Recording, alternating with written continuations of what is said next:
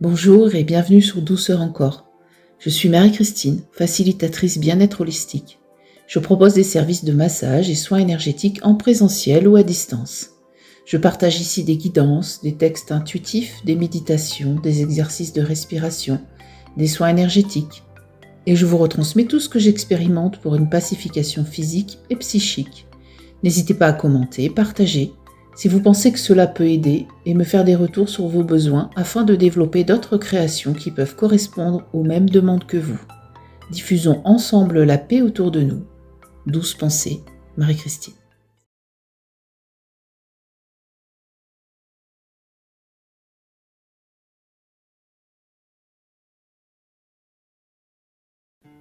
Bonjour, bienvenue sur le tirage du jour.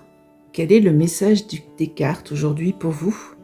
Faites votre choix dans les différentes cartes qui vont être tirées et écoutez ensuite le message qu'elles ont à vous apporter selon le choix que vous avez fait.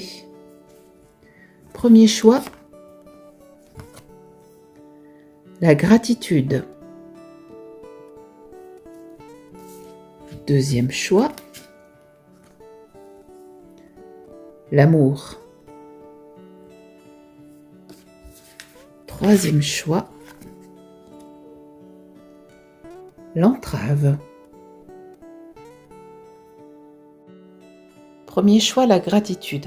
La gratitude est le chemin qu'emprunte la prospérité et le succès pour venir à votre rencontre. La gratitude est une vertu et une qualité d'âme particulièrement attractive. Elle prouve votre complétude et votre lien avec l'univers. À l'inverse, dès que vous avez tendance à vous focaliser sur vos manques, ils augmentent quasi automatiquement.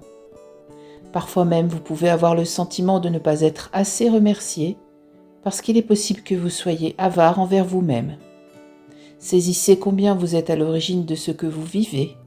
En remerciant pour tout ce que vous avez déjà, vous recevrez davantage. Véritable cercle vertueux, plus la gratitude est pratiquée, plus ses bienfaits se manifestent.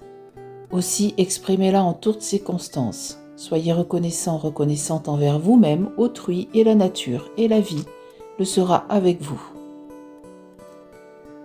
La gratitude émet une fréquence particulière, véritable passerelle entre le monde matériel et celui plus subtil où réside l'intuition. Dès que vous vous posez une question importante, habituez-vous à vous centrer sur l'énergie de la gratitude, puis demandez à recevoir une image symbolique qui représente votre réponse. Ensuite, laissez émerger une première idée qui en appelle une autre, jusqu'à mettre à jour votre réponse. Deuxième choix, l'amour. Aimez de tout cœur ce que vous entreprenez, car vous saurez sortir facilement de l'ombre et attirer à vous le meilleur. Reconnaissez aussi toutes les personnes formidables qui vous entourent. Votre état d'esprit, tout comme votre manière d'être, influe sur le résultat de tous vos projets. L'amour est la vertu la plus agissante et la plus féconde. Il facilite le passage naturel à travers les obstacles, les souffrances et tout ce qui est contraire à ce que vous voulez. Faites les choses avec amour, cela rassemble vos énergies créatrices et vous recentre sur ce que vous êtes prête à recevoir dans la vie.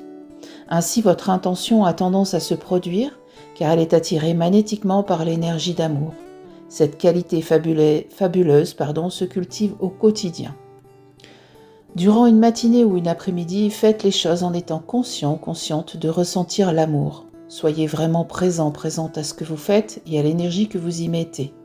Voyez ensuite les résultats que vous obtenez grâce à cette attitude.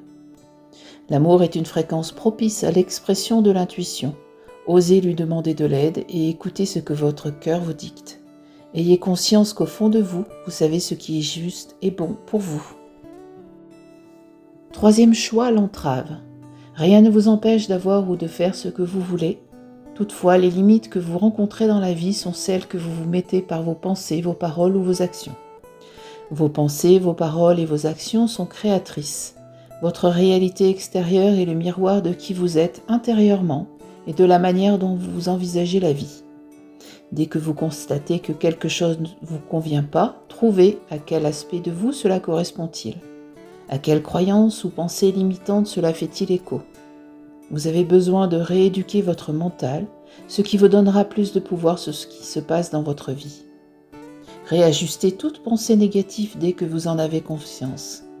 Habituez-vous à reformuler vos idées d'une manière positive et constructive. Que demandez-vous réellement à votre intuition? Que savez-vous d'elle? Comment la traitez-vous? Nous vous invitons à passer par une réelle réflexion pour clarifier toutes les raisons qui vous empêchent d'en bénéficier pleinement.